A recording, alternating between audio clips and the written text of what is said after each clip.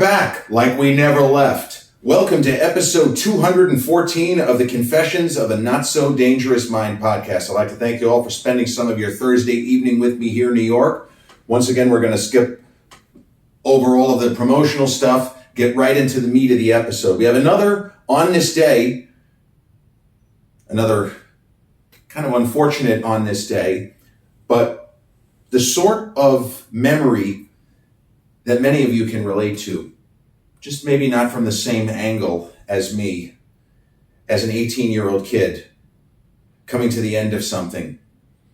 So June 13th, 1992 was the last day of regular classes at Massapequa High School. And we would get ready for finals, and those who were going to the prom and graduation was June 28th at SUNY Farmingdale. Not surprisingly, they had to hold it somewhere on Long Island. But as they say, for every beginning, there is an ending. And despite the fact that me at age 18 and 5.5 months on June 13, 1992, I was pretty much in what you would call a death throes by that point. Everything had gone wrong. I knew that everything was going to continue to go wrong. And yet, I was still introspective. I was still thoughtful. And I was still trying to make sense of what it meant that I had started nursery school in September of 1978. At Wantagh Jewish Center, I went to Hebrew nursery school. Ooh. But then I went to regular kindergarten at Fairfield Elementary School. It was the last year that they actually had regular kindergarten. 1979, the Carter administration. Ooh.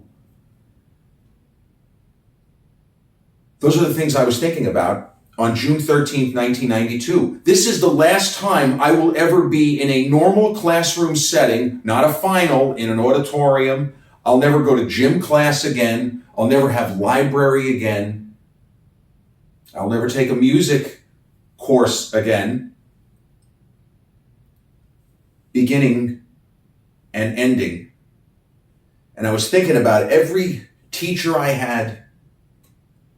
I sat there in 8th period contemporary media, the class where the young lady that I had the crush on was seated about 30 feet to my right, now maybe 20 feet. And I was thinking about that, the fact that, okay, after this day, I'm going to maybe see her at one of the finals, maybe, and maybe see her at graduation. Yeah, I guess that's about it. And I was thinking about the disastrous home situation that I was going through. I was about to be cast away. I was about to be kicked out of the house in which I grew up. There was a lot of negativity surrounding me. I created some of it, but there were a lot of forces, as I talked about in the episode called One Hell of a Year, specifically about the entire year of 1992. There were a lot of things that happened that were not on me. I did not cause a lot of my own problems, but the real very serious ones, like where am I going to live? What am I going to do? What if they change the locks on me? Ooh. That was beyond my control. I did not create that. So I remember in the last period, on the last day, thinking about my entire academic career. Started out like a house on fire. Everyone thought I was a genius. He's really cute. He should be a model. Okay. But I seemed advanced. There were certain aptitudes. But on the other hand, I had difficulty interacting properly. I showed signs of that from about age 5. Kid's not making good eye contact suddenly. What's wrong with him? Nice. Nothing. He's fine. Yeah, maybe I wasn't fine. But I was thinking about how I started off as a seeming academic superstar and then just started struggling with a lot of classes that really weren't that difficult because my thoughts were scattered all over the place. I did not know where I was going literally, figuratively, symbolically, spiritually, on June 13th, 1992. I knew I was going to be going to Nassau Community College. I had just fucked up so horrendously. It was a miracle I was even graduating high school. I think that I should demand a recount. I don't really believe that I should have graduated. I wonder if there's information stored somewhere in the bowels of Massapequa High School. How did I graduate? I failed more than half of the classes starting in 10th grade. So how did I graduate? How did I never go to summer school? I think the fix was in, but why? I don't know. But as I sat there, I had a camcorder with me and I recorded some video. And in that video and in the various little short vignettes that I recorded, I don't seem necessarily that distressed. I don't seem enraged. But it felt like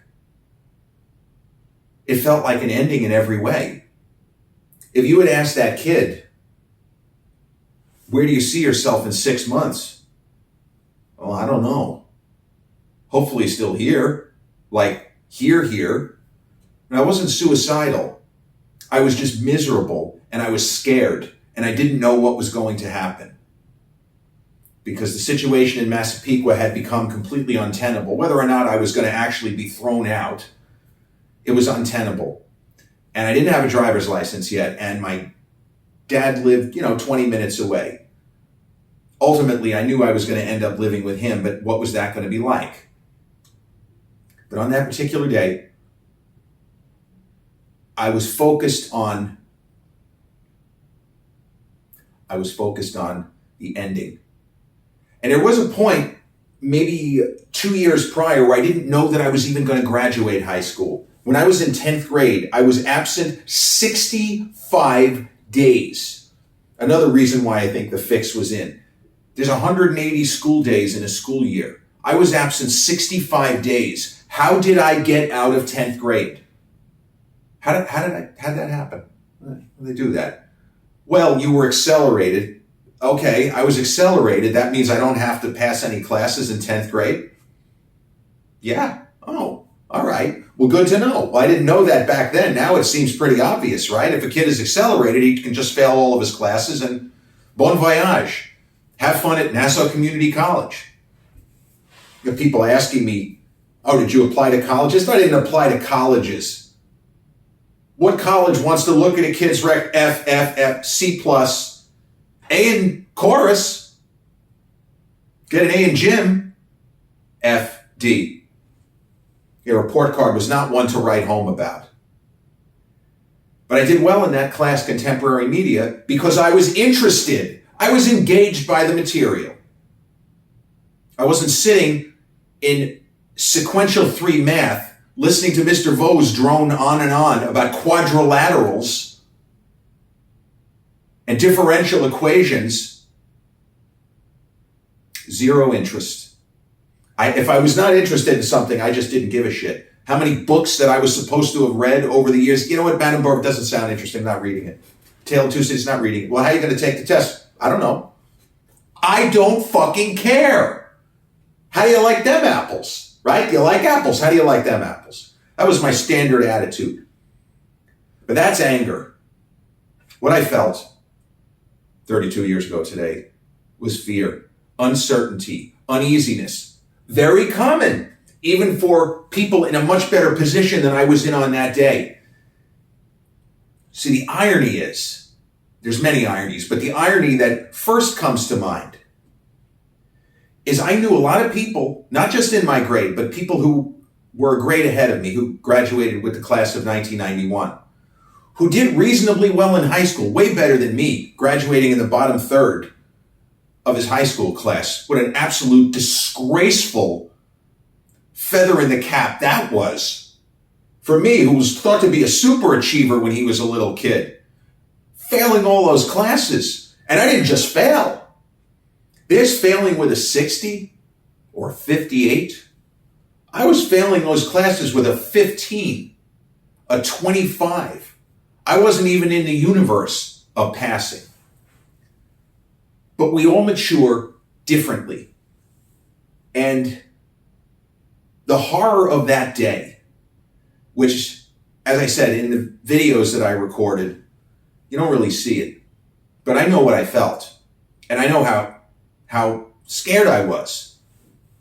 But there were a lot of people who did well, went off to college, went away, had their first taste of real freedom, not literally emancipated from your parents, but real freedom in the form of no parentals or older sibling or some control group to keep you in line.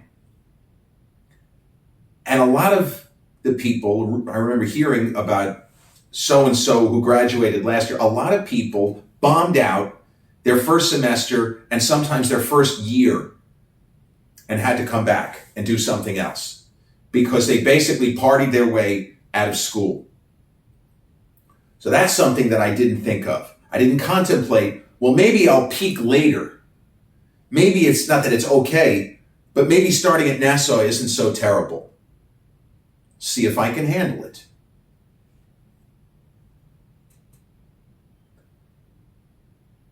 I wanted to talk to that girl.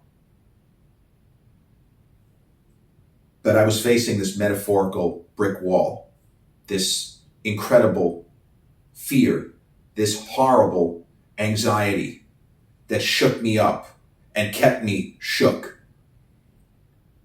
And I never got over that. Never got over that hump. And so that was always a thing.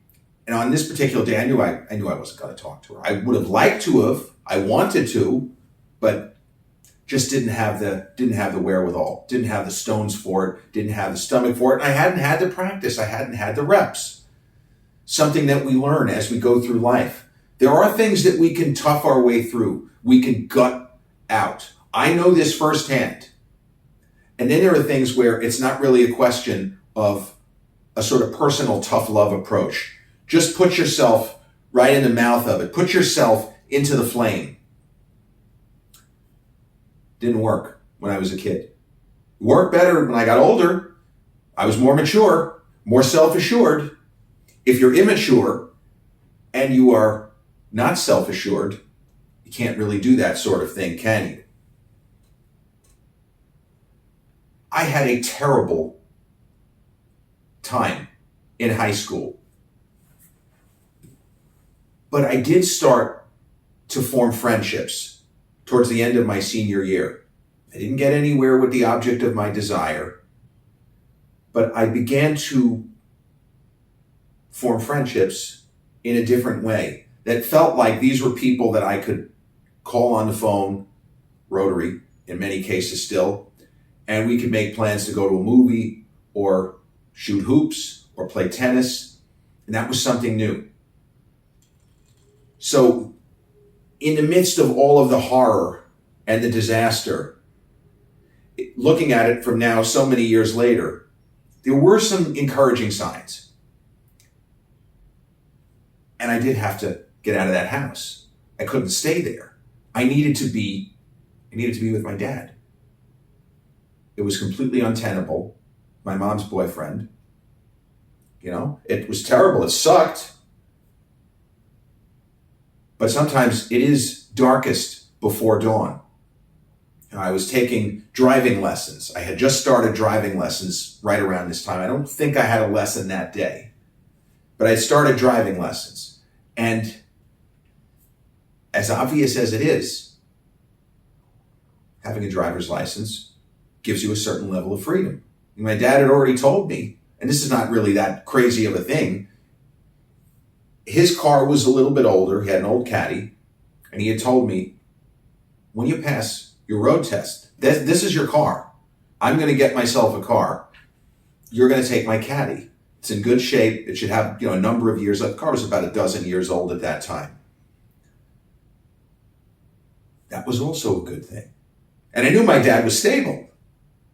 This wasn't where he had some hidden dark side and, really he was a heavy drinker, heavy smoker, or was doing some other kind of bad stuff. I was very confident that he was exactly who he had seemed to be for the first 18 years, and lo and behold, he was.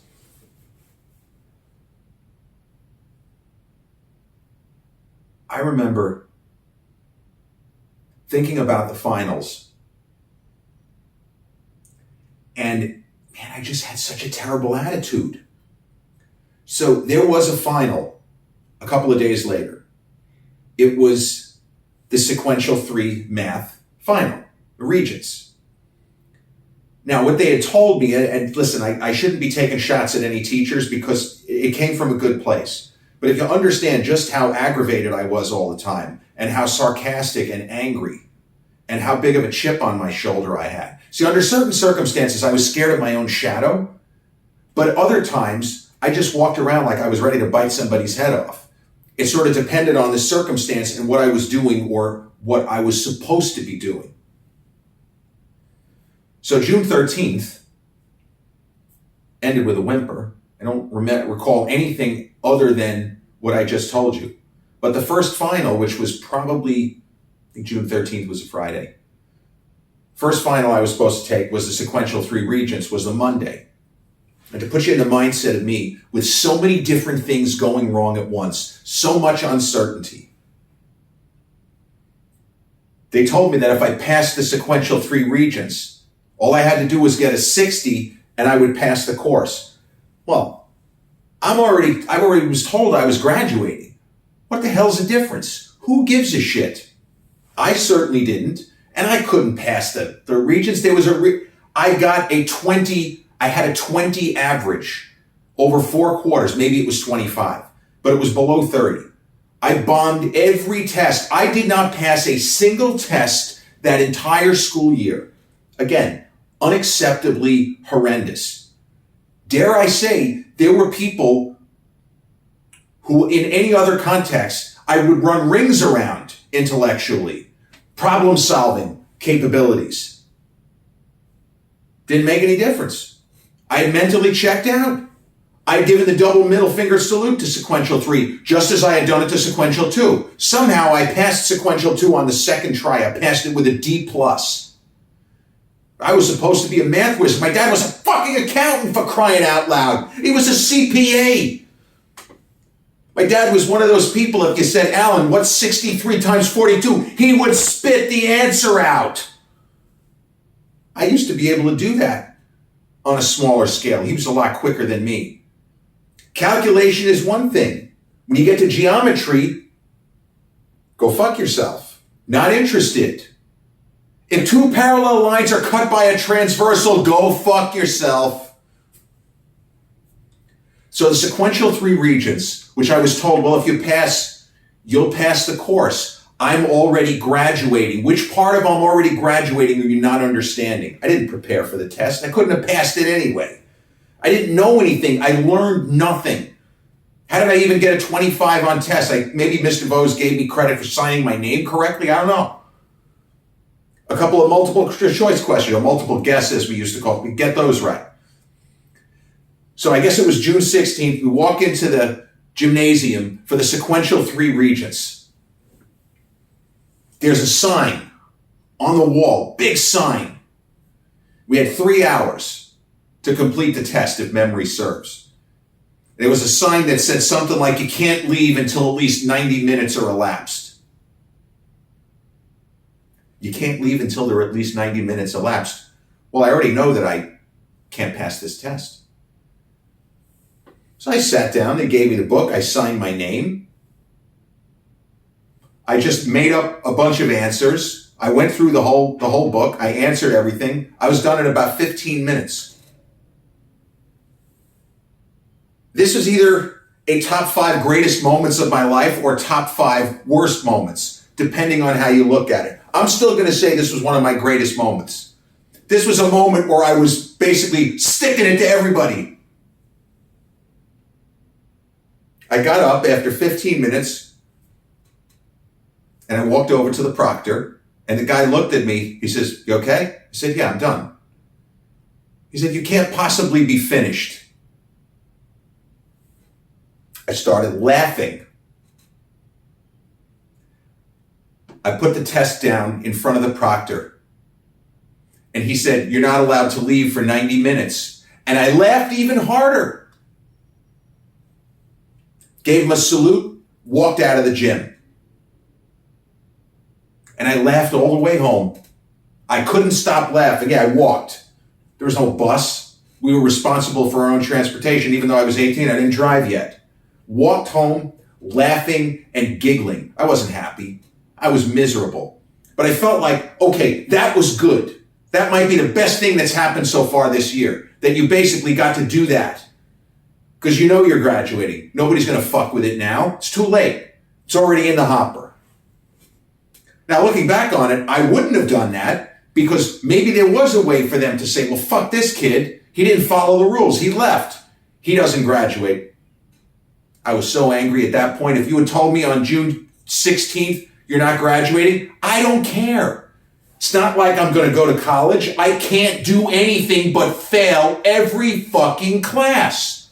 Well, that's because you don't apply yourself. No shit. Why should I apply myself? For what? For what? My default setting. See, what I know now is at a certain point in time, things stabilized. Moved in with my father not long after. I was thrown out of the house. But I moved in with my father. And he didn't have to say anything. But somehow, in that summer of 92, that horrendous summer, it looked like I was not going to have a relationship with my mom anymore. I still wanted to crack open that guy's skull. Never had a chance to do that. But things started to become clearer. It's okay. Pass your road test. You're driving a car. You're about to go to a community college. You're not stupid. Why don't you start acting that way? Why don't you stop assuming you can't do elementary level math? Because that's what they had at Nassau Community. Or at least that's what I took. It was stuff I could have handled when I was 12. I went into the class assuming I was going to fail because whatever. But it was the first time that I struggled, and rather than throw in the towel, I said, this isn't okay. You're better than this. I was better than what I did in high school. No more. It's time to do some work. It's time to actualize what people have been telling you your whole fucking life. You are not stupid. You are differently abled. They didn't say neurodivergent back then. They didn't say you're on the autism spectrum. There's nothing wrong between your ears other than what you create. And, the anxiety was real. But the ability to do work never left me. I simply pretended that it didn't matter because I didn't want to do any work. Because when I was a little kid, everything was easy. I never had to study. I was just good at everything. And then all of a sudden, switch went off, and it took me until I was in my 18th year to flip it back on. Do some work. So the great irony of my academic career, such as it was, graduating Massapequa High School in the bottom third of the class, maybe even the bottom quarter. I don't even know what my final rank was. But then I graduated New York University with honors. Had it in me. Just needed time to find it. Now, a lot of people don't get that time. There was an iteration of this particular story where I didn't have my father. I would have been permanently fucked. One thing, I wouldn't be sitting here at 50. I don't think I would have even made it to 20. Needed more time, needed more reps. I just developed slower than the average person. Did everything a little slower. Slow on the uptake, that's what they used to say about me. Yeah, he's smart, he's a little slow on the uptake. It's safe to say that I far exceeded what little old 18-year-old me believed was possible. If you would ask that kid, "You going to go to college?" "Yeah, I'm going to go. I'm not going to pass. I'm going to flunk out." "Why?" "Because I just am." "Why?" "Because I just am." "Is the work too hard?" "No. I'm just going to fail anyway." Oh. The idea that was ever a thought process, a real thing, well, that's on me. But when people talk about teen angst, when people talk about anxiety and fear and nerves, there's a reason why, and it's not always a negative reason, why kids are prescribed certain medications. That being said, I'm glad I never took anything. I didn't need to take anything, but I needed years of behavior modification. And I just needed to grow up a little bit. Stop assuming the negative all the time. Stop assuming failure when you have not even tried. And if that isn't good advice, it was the kind of advice that I was getting from people and it didn't land. And then suddenly it did. Let me tell you something. The coursework at New York University was a hell of a lot more difficult than what it was at Nassau, where I was like, "Oh, I don't think I could do this." Of course I could. But for people, young people who might be tuning into this, what you feel in your teens is not what you will feel in your 20s. It really does get better. You just have to believe that it can get better. I don't regret 15 minutes on the sequential 3 regents. A crowning achievement. A final double middle finger salute to primary, secondary, middle, and high school. Because honestly, for me, K through 12 was almost all bad. Hated every fucking day. Every day was bad. And in college, even at Nassau, almost every day was good. Was it the work? No, it was me. I just needed to mature. I needed to believe that success was possible. Advice for life. In order to succeed, you must believe it's possible. Very little in this world gets to you without any effort. June 13th, 1992, 32 years ago today, the last day of regular classes at Massapequa High School. This has been episode 214 of the Confessions of a Not So Dangerous Mind podcast. I'd like to thank you all for spending some of your Thursday evening with me on another old school reverie to the first President Bush administration of 1992. But if you caught this episode on the YouTube channel, haven't done so already, please click like, subscribe, comment, share, turn on those notifications. Or if you caught this episode on the audio platforms such as Spotify or iTunes, same general rule applies. Click like, subscribe, share, turn on those notifications. I'll be back with episode 215 real soon. Until then, peace.